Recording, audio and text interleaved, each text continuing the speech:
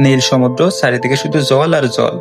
কোনো মানুষ নেই, কোনো সাহায্যও নেই। একজন মানুষ আর এক ছোট্ট নৌযান। এই গল্পে সাহসের নয়, এই গল্প বাঁচার শেষ চেষ্টা। ভোরবেলায় হঠাৎ এক বিকট শব্দে ঘুম ভাঙে তার। নৌকার গায়ে ফুটো, সমুদ্রের পানি ঢুকতে শুরু করে। কারণ একটাই, ভাসমান বিশাল কন্টেনার। কেউ জানে না এই কন্টেনার কোথা থেকে এলো। কেউ জানে না কত জাহাজ এভাবে শেষ হয়েছে। লোকটা চেষ্টা করে হাত দিয়ে পানি বের করতে। নৌকার যন্ত্র নষ্ট, রেডিও কাজ করে না, কম্পাস ভাঙা, নেভিগেশনও শেষ। সমুদ্র যেন বলছে, এখন শুধু তুমি আমার। হঠাৎ আকাশ কালো, বাতাস হাহাকার শুরু। ঢেউ আসলে পরে নৌকা তুলে ওঠে কফিনের মতো। একটা বিশাল ঢেউ, আর সব শেষ। নৌকা উল্টে যায়, জীবন ঝুলে থাকে এক দড়িতে।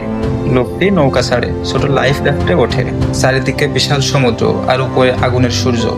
দিনে আগুন, রাতে মৃত্যু শীত। হাঙরের ছায়া দেখা যায় রাফটের নিচে। পাখিরা ঘোরে, মানে মৃত্যু কাছাকাছি। মানুষটা চুপচাপ, চোখে কোনো ভয় নেই। ভয় অনেক আগেই শেষ হয়ে গেছে। শেষ ফ্লেয়ার জ্বালায় সে, শেষ শক্তি দিয়ে। আগুন জ্বলে ওঠে, র্যাফট পুড়ে যায়। সে পড়ে যায় সাগরে, অন্ধকারে ডুবে যায় শরীর।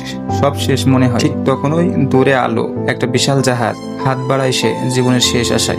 সমুদ্র সিদ্ধান্ত নেয়, মানুষ বাঁচবে নাকি হারাবে। ওই উত্তর সে নিজেই দেয় না। এই গল্প শেখায়, সমুদ্র কখনো ক্ষমা করে না। একটা ভুল, একটা কন্টিনিউয়ার, আর সব শেষ, অল ইজ লস্ট।